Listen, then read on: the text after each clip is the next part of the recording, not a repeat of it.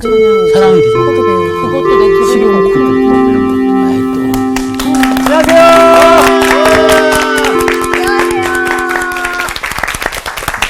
안녕하세요. 안녕하세요. 잘 지냈어요? 네. 반갑습니다.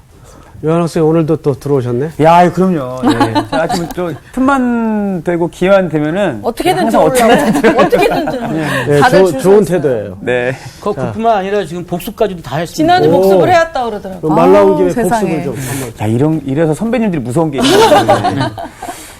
복습해야 되는 건가요? 그럼요. 아, 예. 지난달에 지난주에. 지난주에 죄송합니다. 예. 지난주에 그 마르다와 마리아 사실 참 많이 이렇게 들었었던 맞아요. 어떤 성경 속에 있는 이야기였고 그러니까 저도 그런 질문을 아니면 생각을 했었거든요. 너는 마르다 쪽이냐 마리아 쪽이냐 뭐 이런 것들. 근데 제가 지난주 수업을 통해서 깨달은 게 마르다와 마리아의 이런 상황들을 바라보면서 이분법적으로 바라보면 안 되겠구나. 뭐 어느 쪽이냐. 맞아요. 이게 아니라 같이. 우선순위였다. 어떤 것이 정말 이 상황을 통해서 예수님이 말씀하시길 원하시는지 이 상황을 통해서 우선순위가 있구나. 이게 적용이 되더라고요. 네.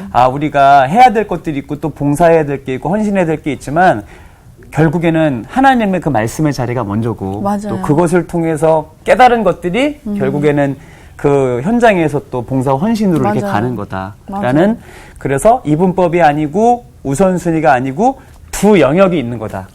결국에는 그 두 영역이 하나님이 세우신 교회 공동체 안에 다 필요한 부분들인 것 같아요. 맞아요. 네. 그래서 누구를 나쁘다, 누가 잘못했다 이런 차원이 아니라 뭘 먼저 해야 되고 뭘 나중에 해야 되는지 네, 이런 어떤 것들이 제 안에 아주 정립됐어요. 좋았어요.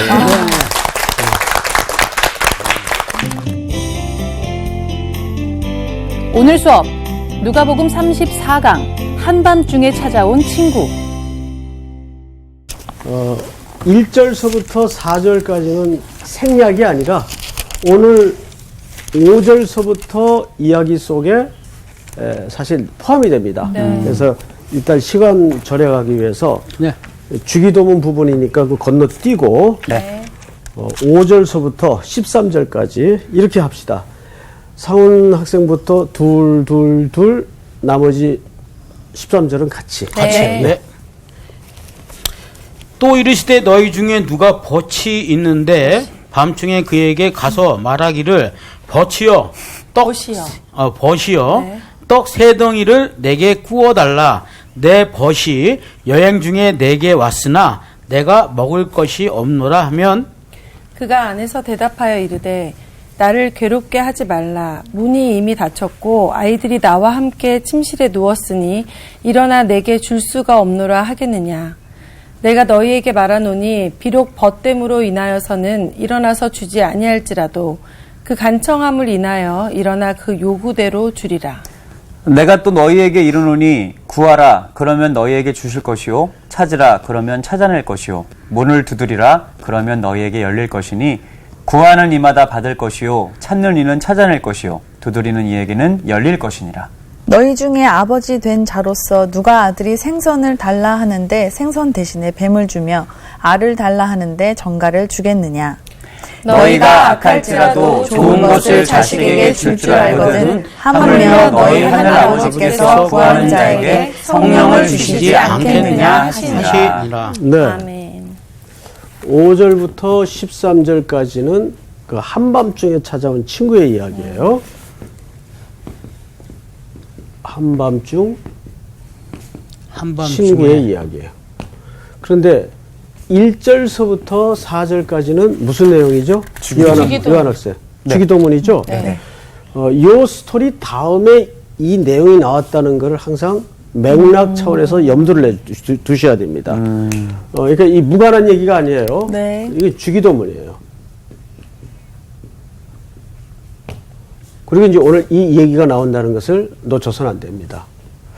자, 그러면 이제 오늘 이야기로 좀 들어가 보십시다. 너희 중에 누가 벗이 있는데, 벗, 친구죠? 네. 네. 근데 저는 벗이라는 말이 참 좋아요. 그죠? 네.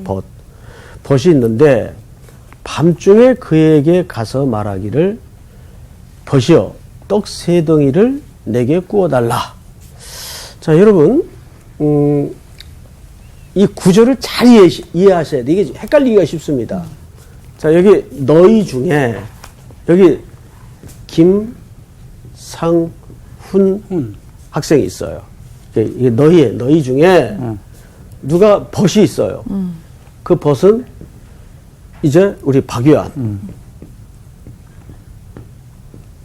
그러면 이 친구가 누구네 집을 지금 찾아간 거예요? 요한이네 집에 예. 언제? 한밤중에. 한밤중에 밤중에. 목이 말라. 밤중에. 뭐라고요? 아니요, 못 들으신 게 다행입니다. 밤중에 왜 목이 말라요? 자, 그 상훈 학생이 밤중에 요한네 집에 찾아갔어요. 찾아간 이유가 뭐죠? 떡 3덩이만 달라. 예, 떡 3덩이 달라고 갔어요. 그래서 떡 3덩이가 밤중에 왜 필요했어요? 배고파서. 네, 그럴 줄 알았어요. 배고프니까 떡을 달라는 거 아닙니까? 아닙니다. 아닙니다. 아니에요. 또 이르시되 너희 중에 누가 여기 벗이 있잖아요. 있는데 벗이 여행 중에 내게 와서 밤중에 내가 그에게 먹을 가서 말하기를 벗이여 떡 3덩이를 내게 구워달라. 내 벗이 여행 중에 내게 왔으나 내가 먹일 것이 없노라. 그러니까 그러니까 구조가 어려워요. 그렇네요. 또 누가 한 명이 더 있는 거군요. 그렇죠. 뭔가 와 있네. 어. 상훈 집에. 상훈 학생 잘 이해가 돼요? 예. 자, 이제 이해됐습니다. 밤중에 상훈 학생에게 내가 갔어, 여행하다가. 오빠 밥 좀 줘. 어느 누가 찾아오고 우리 온 거죠, 순간. 여친이 오면 되겠어요? 네? 밤중에? 자, 안 친구가 되겠네. 왔어요. 친구가 찾아와서 갑자기 밤중에 먹을 게 없는 거예요. 그래서 이 친구가 다른 친구네 집에, 그 마을의 친구겠죠? 네. 밤중에 찾아간 거예요. 떡 3덩이를 구하기 위해서. 이해가 되죠? 이제? 네네. 누구 때문에? 이 이 친구, 친구 때문에. 때문에. 이 구조를 잘 이해하셔야 돼요. 네. 네. 자, 성경을 또 보십시다. 6절은 그러니까 이야기 안의 이야기예요. 그렇죠? 이렇게 된 거죠. 러시아 인형처럼 아까 까면 또 그렇죠. 그 속에 이야기 또- 안에 네. 또 이야기가 있는 네. 거예요. 아, 자, 6절 잘 보세요. 내 벗이 여행 중에 이제 떡 구하러 간 친구가 자기 동네 친구한테 얘기하는 거겠죠? 네네. 네. 왔으나 내가 먹일 것이 없노라 하면 그가 안에서 대답하여 이르되 나를 괴롭게 하지 말라. 문이 이미 닫혔고 아이들이 나와 함께 침실에 누웠으니 일어나 네게 줄 수가 없노라 하겠느냐. 반어법이죠. 그러면 당연히 준다는 얘기입니까? 안 준다는 얘기입니까? 준다는 얘기죠. 밤중에 찾아왔는데. 네. 그죠? 당연히 준다는 얘기예요. 예. 야, 이거 대단하죠? 예. 욕 안 먹는 것도 다행일 텐데. 그러니까요. 이건 당연히 줘야 된다는 얘기예요. 자, 그 다음 절을 잘 보세요. 내가 너에게 말하노니 비록 이제 이게 오늘 그 해석이 가장 난제입니다. 내가 너에게 말하노니 비록 벗됨으로 인하여서는 일어나서 주지 아니할지라도 뭐로 인하여는 일어나 요구대로 주리라? 간청함으로 인하여 예. 일어나. 이게 무슨 말일까? 벗됨에는 안 줄지 모르지만은 간청으로 말미암아 준다 그 말이에요. 그러니까 친구 때문에는 안 줄 수 있는데 김상훈의 간청으로는 준다는 얘기죠. 그러니까 들어보세요 끝까지. 네? 네. 자, 재밌네. 성경을 잘 보세요. 어려워. 9절 우리 김상훈 학생이 한번 읽어보세요. 내가 또 너희에게 이르노니 구하라 그러면 너희에게 주실 것이요 찾으라 그러면 찾아낼 것이요 문을 두드리라 그러면 너희에게 열릴 것이니. 구하는 이마다 받을 것이요 찾는 이가 찾아낼 것이요 두드리는 이에게는 열릴 것이니라.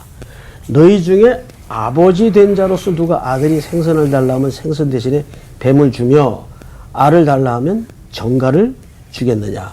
우리 13절 한번 같이 읽어볼까요? 시작. 너희가 악할지라도 좋은 것을 자식에게 줄 줄 알거든 하물며 너희 하나님 아버지께서 구하는 자에게 성령을 성령을 주시지 주시지 않겠느냐 않겠느냐 하시라. 자, 이제 이 구조를 놓고 이야기를 이제 해석을 해 나가십시다. 주기도문은 가장 중요한 그 카이즘 구조로 이 본문을 보면 항상 이렇게 돼 있어요. A 다시 이렇게 이런 글 쓰는 법이 있죠. 네. 예. 자, 그러면 A, B. B. 이거 뭘까요?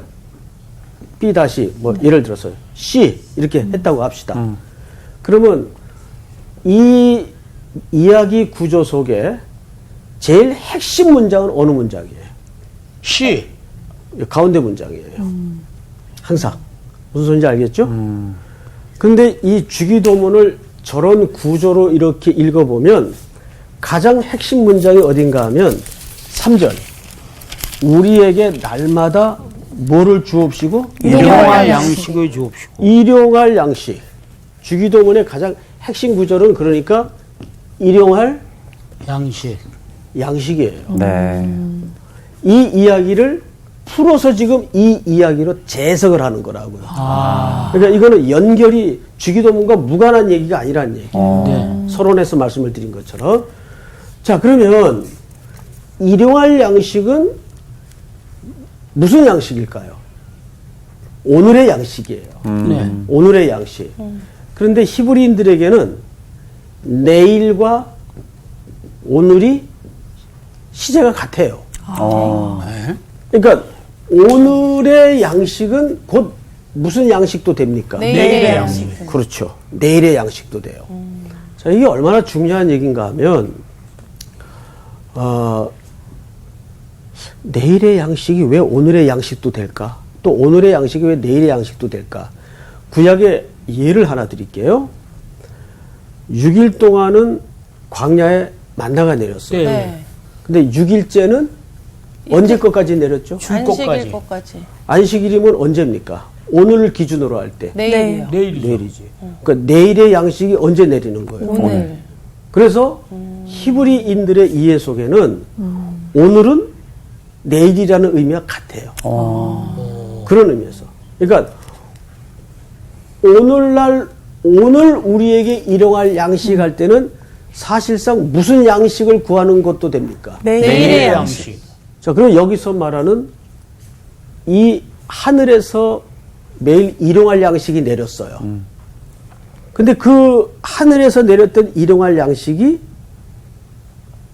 구약에서는 일용할 양식이었지만 신약으로 넘어가 보니까 그 양식이 누구였어요? 예수님. 요한복음 6장에 내가 하늘에서 내려온 생명의 떡이라 그랬어요. 네. 예수님을 얘기하는 거예요. 그러면 구약의 시각에서 볼 때 내일의 양식은 오실 누구를 가르치는 겁니까? 예수 그리스도. 그렇죠. 오실 그리스도를 얘기하는 거예요. 무슨 소리인지 알겠어요? 네. 그러니까 주기도문에서 일용할 양식이라는 것도 사실은 무슨 뜻인가 하면 우리는 늘 누구를 양식으로 살아야 된다는 얘기일까요? 예수님을. 그렇습니다. 우리는 예수 그리스도를 매일 내 삶의 양식으로 먹고 살아야 된다는 얘기를 하는 거예요. 그러니까 여러분 주기도문은 그냥 무슨 우리 기독교의 무슨 주문서도 아니고 굉장히 혁명적인 삶을 갈아엎는 중요한 선언이에요. 그러니까 주기도문에서 제일 핵심 구절이 일용할 양식입니다. 그러니까 매일 양식을 구하라는 말은 사실상 매일 예수를 양식으로 구하라는 얘기예요. 네. 우리는 예수로만 살 수 있기 때문에. 네. 그래서 신명기 8장 3절에 보니까 광야 생활을 총정리해서 딱 한 절로 뭐라고 정의했죠? 사람이 떡으로만 사는 것이 아니요 여호와 입에서 나오는 말씀으로 사는 것이니라. 그 말씀이 육신이 되어 우리 가운데 거하시죠. 요한복음 1장에. 네. 그 말씀이 육신이 되어 거하신 분이 누구죠? 예수님. 그리스도 자신을 얘기하는 거예요. 근데 그분이 요한복음 6장에 가서는 자기를 하늘에서 내려온 생명의 오늘의 양식이라고 소개를 해요. 그걸로 백성들을 배불리 먹이시죠. 그러니까 그 퍼포먼스는 무엇을 뜻하는가 하면 곧 우리가 누구로 먹고 살아야 되는가. 예수로 먹고 예수로 살아야 된다는 얘기예요. 네. 그런 맥락에서 오늘 이야기를 보면 자 우선 이것부터 얘기합시다. 왜 밤중에 찾아와요? 허기가 져서. 김상훈네 집에 친구가 왜 친구가 밤중에 배고파서 밤중에 친구 집을 찾아가? 이 당시 제가 두 분을 소개할 텐데, 그 중동 문화에 대해서, 특별히 비유 부분에 대해서, 큰 두 분의 그 학자가 있어요. 하나는,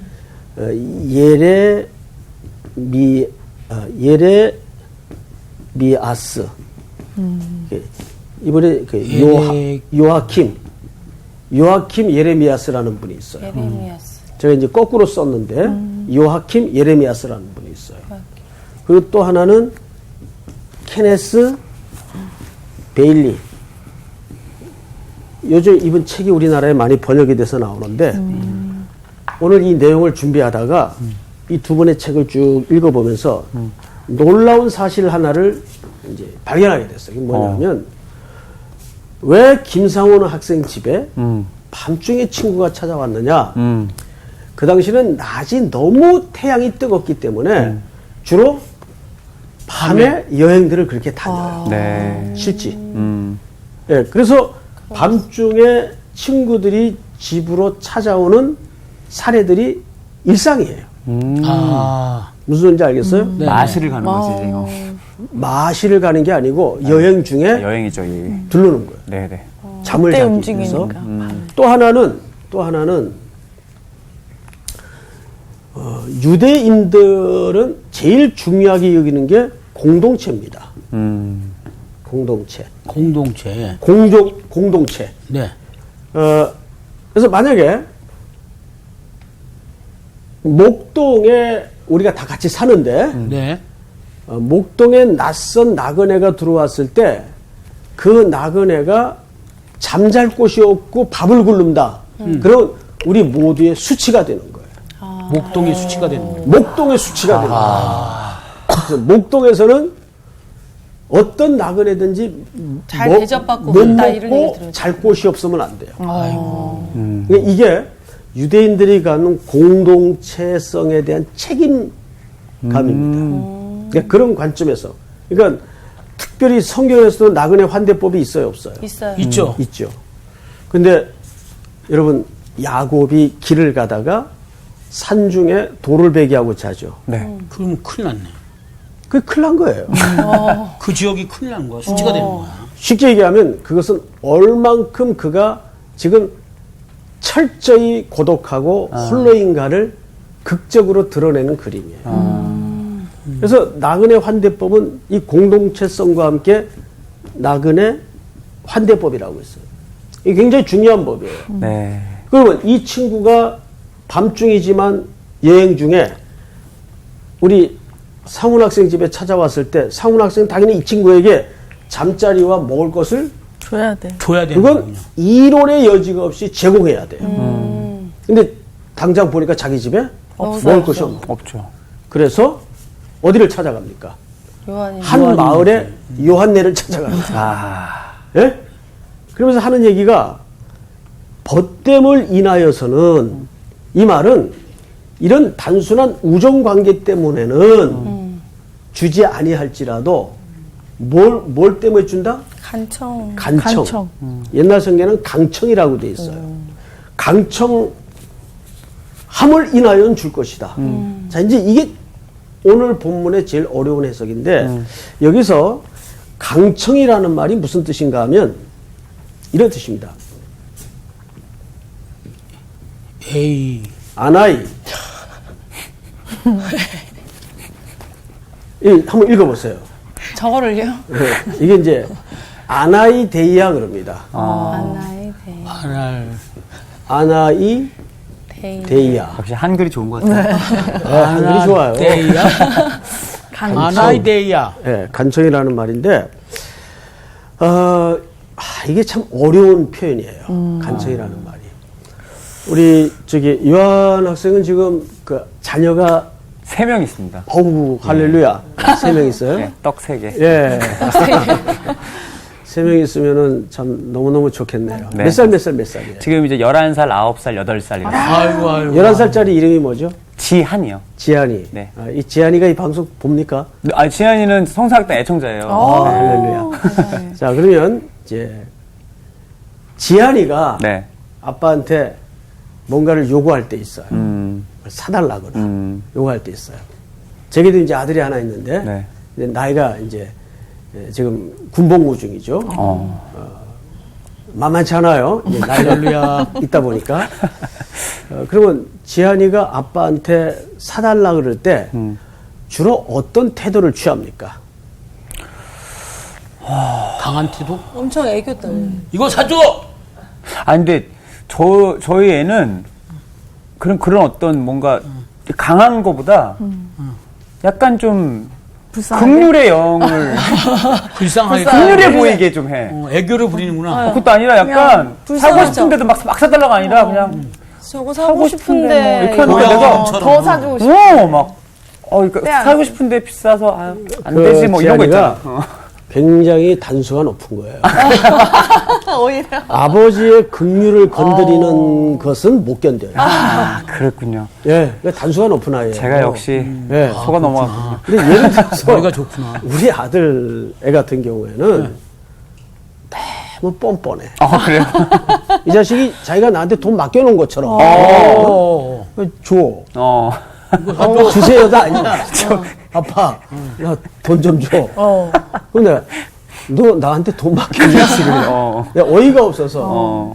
근데 결국 제가 줄까요, 안 줄까요? 주죠. 줘야지. 뻔뻔하니까. 근데 만약에 지한이가 네.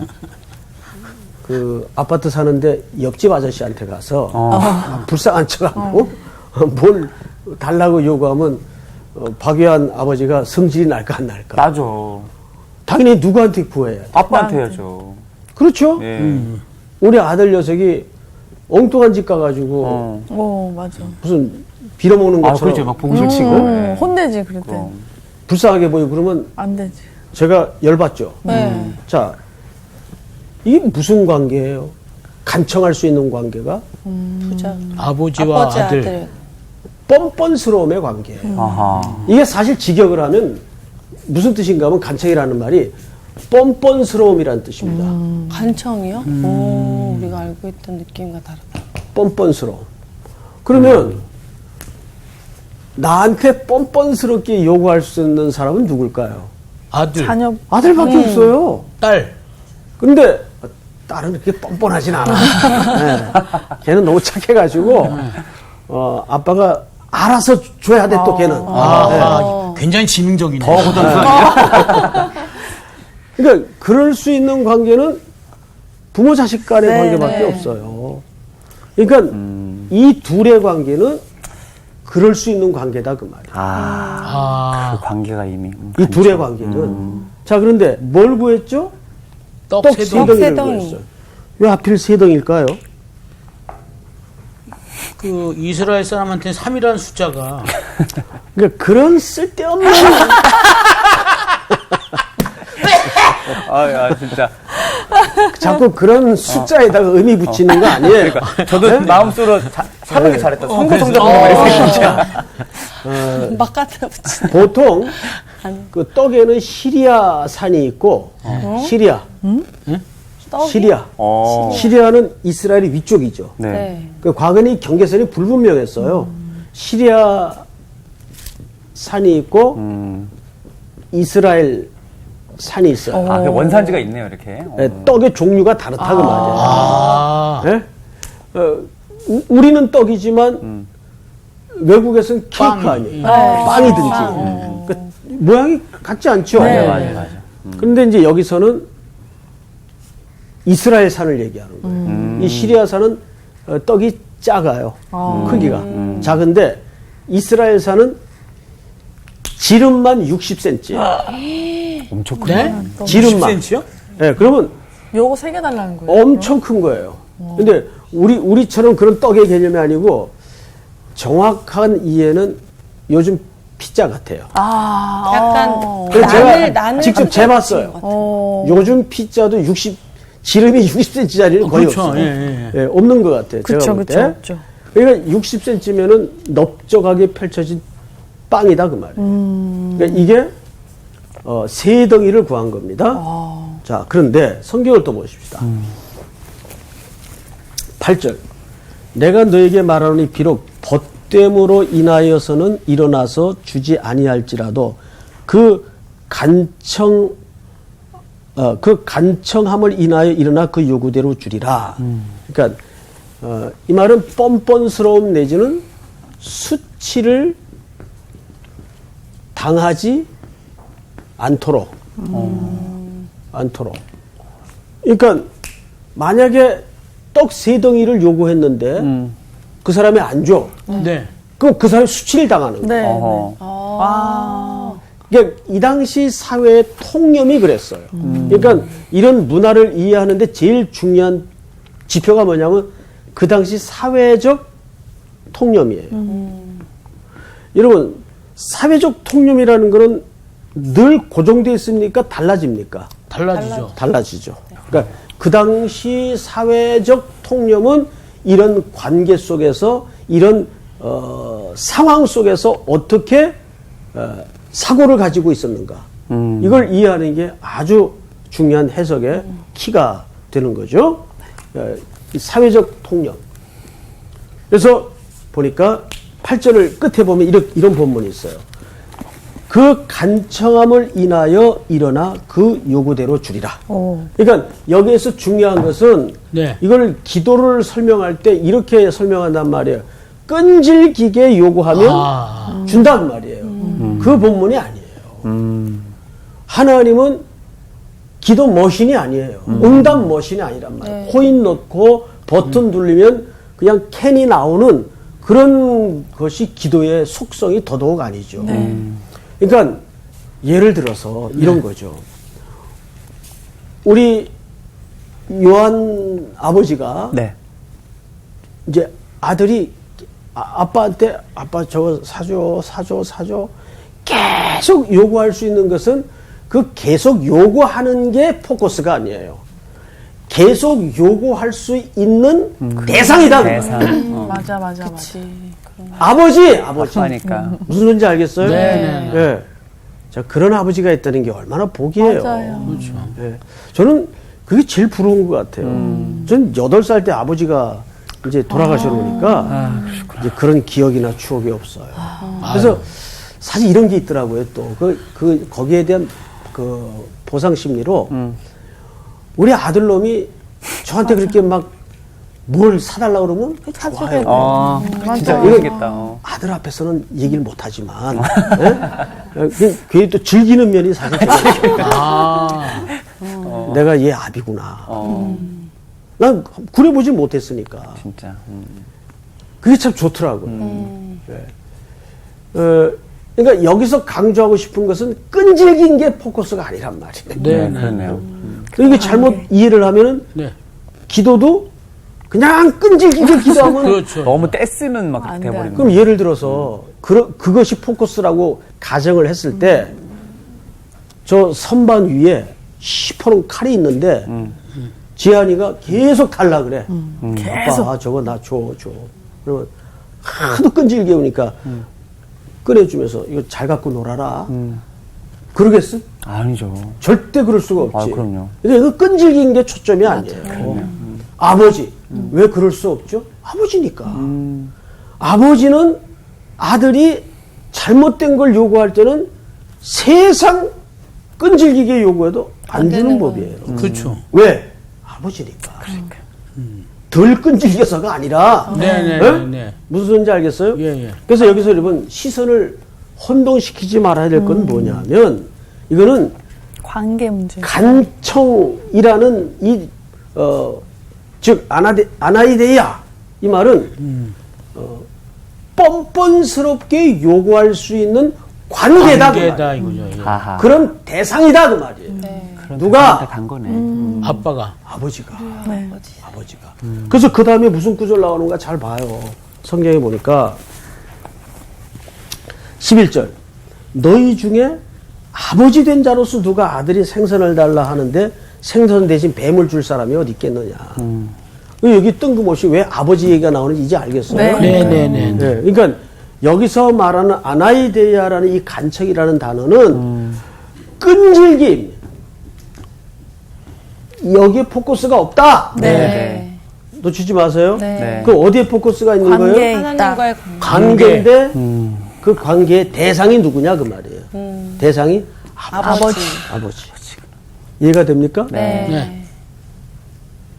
근데 대개 이제 이 내용을 가지고 자꾸 기도를 설명할 때 끈질기게 계속 포기하지 않고 기도하면 문을 두드리라 계속. 그 얘기가 아니에요. 조심해야 되겠다. 자, 그 다음에 또 성경을 보십시다. 10절. 9절부터 제가 좀 읽겠습니다. 내가 또 너에게 이르노니 구하라 그러면 너희에게 주실 것이요 찾으라 그러면 찾아낼 것이요 문을 두드리라 그리하면 너에게 열릴 것이니 이렇게 돼 있어요. 자, 이 말을 들으면은 기도에 열심을 강조하는 것 같아요. 그렇죠. 당연히 기도는 열심히 해야 됩니다. 네네네. 그런데 네. 만약에 방금 설명을 드린 것처럼 아들이 말도 안 되는 요구를 끈질기게 했을 때 그 끈질김 때문에 들어줍니까? 아니죠. 아니죠. 네네. 그 아버지이기 때문에 아버지가 판단해서 아무리 끈질겨도 거절할 때가 있어요. 네. 그래서 여기서 말하는 간청은 그 포커스가 아버지라는 거예요. 네. 아버지. 자, 그래서 그 이야기가 이제 10절에 가서 너희 중에 아버지 된 자로서 누가 아들이 생선을 달라 하는데 생선 대신에 뱀을 주며 알을 달라 하는데 정갈을 주겠느냐. 너희가 악할지라도 좋은 것을 자식에게 줄 줄 알거든. 하물며 너희 하늘 아버지께서 구하는 자에게 뭐를 주시지 않겠느냐. 성령을 주시지 않겠느냐. 결론이 뭘로 끝납니까? 성령. 성령. 영.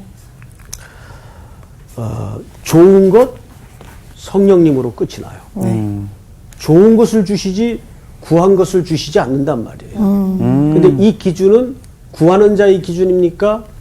아버지의 기준입니까? 아버지의 아버지. 기준. 그렇죠. 네.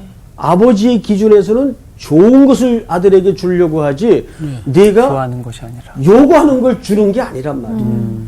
응? 자, 근데 왜 이 본문이 성령으로 끝이 날까요? 여기 아주 단순한 정말 큰 메시지가 있어요. 제가 요즘도 가끔 고인이 되신 오카노 목사님 설교를 가끔 들어요. 그분은 아주 그 본문에 그 텍스트에 아주 집착하는 설교 스타일이죠. 그래서 이제 그분 설교를 이제 좋아하는데 한 번은 이 본문은 아닌데 어느 부분을 성령에 대해서 설명을 하시다가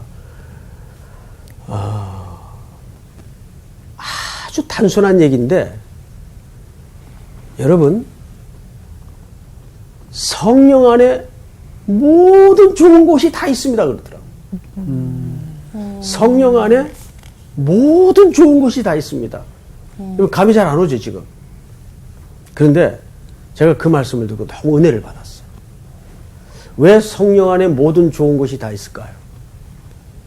자, 성령님이 오셔서 우리에게 제일 먼저 해주시는 첫 번째 역할이 뭡니까? 우리를 보호해 말씀을 깨달아서 깨우치. 믿음을 주시는 거예요. 깨닫게. 말씀을 듣게 하는 거예요. 그래서 우리 구원해 주세요. 그래서 성령으로 말미암지 않고는 누구든지 그리스도를 주라 시인할 수 없다. 네. 이게 성령님이 내주하셔서 우리에게 제일 먼저 주시는 은혜는 구원의 은혜예요. 우리가 단순히 말씀을 스타디한다고 구원이 얻어지는 게 아니에요. 네. 그걸 누가 가능하도록 만드세요? 성령님. 보혜사 성령님이 그 역할을 해주신단 말이에요. 그리고 그 말씀을 깨닫게 하시고 열어가면서 하나님께서 우리에게 이미 주신 은혜들을 열어 보이세요. 하나씩. 그러니까 그 목사님이 무슨 말을 하고 싶은지를 알겠더라고요. 그러면 제가 방금 말한 것처럼 성령님이 오셔서 우리에게 첫 번째 해주시는 역할이 뭐라 그랬죠? 말씀을 깨닫게 하시는. 그리고 우리로 하여금 구원의 은혜를 주세요. 네. 그럼 말씀을 깨닫게 한다는 것은 누구를 구주로 받아들이게 하신다는 의미죠. 예수 그리스도를. 예수 그리스도. 네. 그러면 최고의 선물은 누구예요? 예수님. 예수님이에요. 예수님. 요한복음 11장에 보면 나중에 우리가 이제 공부할 기회가 이제 오겠는데 요한복음 11장에 보면 12장, 11장, 12장 이제 두 장에 걸쳐 나오는 나사로의 부활 얘기가 있어요. 그리고 12장으로 넘어가서 어느 한 집에서 잔치가 열려요. 예수님을 위해서. 아마 그 부활에 대한 감사와 보답의 이제 잔치겠죠? 그 예수를 위해 잔치할 때 이렇게 돼 있어요. 근데 그때 갑작스럽게 일이 벌어집니다. 삼남매 중에 마리아가 한 나드, 그러니까 한 근대는 나드를 가져와서 그게 유다가 빨리 계산을 했죠. 300데나리온. 그러면 노동자들이 안 먹고 안 쓰고 안 입고 1년 내내 모아야 모을 수 있는 액수예요. 300데나리온의 값어치의 향유를 머리를 풀어서 예수님 발에 붓고 닦았어요. 머리털로 닦아요. 자, 발을 닦는 것은 종만이 하는 행위입니다. 두 번째, 여인에게 가장 고귀한 신체 부위는 머리예요. 그럼 이 마리아의 그 넘치는 헌신과 감사와 마음을 그 행동을 통해서 우리는 알 수 있죠. 네. 이때 옆에서 해프닝이 벌어져요. 유다를 비롯한 제자들이 꾸짖죠. 네. 야, 이 사람 막 그걸 왜 그렇게 쓸데없는 짓을 하나, 낭비하나, 그걸 팔아서 가난한 자들을 나눠주면 훨씬 합리적이고 경제적이고 효과적이었을 텐데 그 말이 겉으로는 틀리지 않아요. 그런데 성경 기자는 뭐라고 고발을 하냐면 저는 도둑이라 돈깨를 맡은 자로 돈을 늘 훔쳐가미러라. 그 삥땅을 뜯고 있었다 그 말이에요. 그러니까 그건 도둑이에요. 동기가. 정말 무슨 박애주의나 휴머니즘적인 차원에서 한 얘기가 아니에요. 자, 우리는 그런 제자들의 왜곡된 시선이 중요한 게 아니라 어디에 포커스를 맞춰야 되냐 하면 마리아의 행동이에요. 네. 여러분 생각을 해보세요. 우리가 신앙생활을 하다 보면 우리는 그걸 이제 이렇게 표현해요. 거룩한 낭비. 거룩한 낭비적 요소가 있어요, 없어요? 있죠. 많죠. 많죠. 많아야 돼요. 우리가 예수를 믿고 산다는 것은 세상의 시선에서는 쓸데없는 짓. 네. 저 왜 낭비하지 저렇게? 그런데 우리는 무엇에 이미 눈이 떠졌기 때문이죠? 법에. 우리는 절대적 가치에 눈이 열어지면 나머지는 상대적이 됩니다. 예를 들면 마태복음 13장에 농부가 밭을 갈러 갔다가 천국 보배를 발견해요. 밭을 사. 숨겨두고 돌아가서 자기 소유를 다 팔아 그 밭을 사버려요. 네. 밭 때문에 밭을 샀나요? 보화 때문에 밭을 샀나요? 보아 때문에. 보아 때문에. 그렇죠? 보화라는 절대적 가치에 눈이 열어지니까 나머지는 배설물, 분토로 바뀌어져 버립니다. 그러니까 우리가 성령을 선물 받으면 성령이 내 안에 내주하기 시작하면 제일 먼저 우리 안에 내면에 이 변화가 일어나요. 나머지는 다 상대적이 되는 거예요. 네. 어떤 절대적 가치에 눈이 열어지면 내가 비록 그래서 우리가 부자와 잘 산다는 건 구분해야 돼요. 이제 애들이 철이 없을 때는 친구 집에 놀러 갔다 오 아빠 걔네 집 가니까 되게 잘 살아. 그때는 가르쳐야죠. 요한아 네 생각에는 그 집이 어떻길래 잘 산다고 얘기하냐. 수영장도 있고 차도 3대씩 있고 뭐 스포츠카에다가 요한아 그거는 부자라고 얘기하는 거지 잘 사는 건 그게 아니란다. 잘 사는 건 뭘까요? 어떤 것도 상대화될 수 있는 절대 가치에 눈뜬 자. 그거를 위해서 낭비할 수 있는 자. 그걸 우리는 거룩한 낭비라 그런다고. 그러나 세상 이들은 그걸 우리 뭐라 그러죠? 쓸데없는 짓. 그냥 낭비. 예? 그러니까 여기서 이 본문이 말하고자 하는 것은 뭐냐면 양식을 구한다는 것은 또 간청으로 말미암아 준다는 말의 의미는 사실상 그 결론이 왜 성령으로 나느냐를 잘 생각하셔야 돼요. 즉 구할 수 있는 관계. 아버지. 우리는 그 아버지로서 나오는 모든 말씀의 양식으로 오늘을 살아야 된다는 얘기죠. 그 역할을 누가 해주신다고요? 성령님이 해주시는. 자, 오늘 공부는 여기서 마치도록 하겠습니다. 너무 일찍 마치신 거 아니에요? 감사합니다. 시간이 된 거예요? 그 시간이 정말. 빨리 가죠. 다음 주 누가 보실게요? 아직 그게 중요해요. 네, 중요합니다. 진짜. 그러니까 정말 성령님 안에 좋은 거 다 들어있다. 진짜. 근데 사실 있잖아, 성령의 9가지 열매 있잖아. 그러네, 나 진짜. 아까 그거 생각나더라고. 좋은 게 다, 우리가 그 성령의 9가지 열매만 제대로 맺어내도 그 삶이 얼마나 맞아요. 훌륭하겠어. 잘 살았다. 그치. 이번 주 퀴즈입니다. 다음 중 남매 사이는 무엇일까요?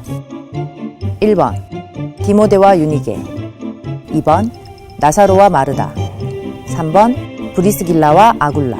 정답을 아시는 분은 CBS 성서학당 홈페이지에 정답을 올려주시거나 우편으로 보내주시면 됩니다. 선정되신 분들에게는 대한성서공회에서 발행한 성경 통독을 위한 최고의 자습서 성경 2.0, 세상을 바꾸는 복음 매거진 크리스채너티 투데이 1년 정기 구독권, 성서학당 선생님들의 저서 중 하나를 드립니다.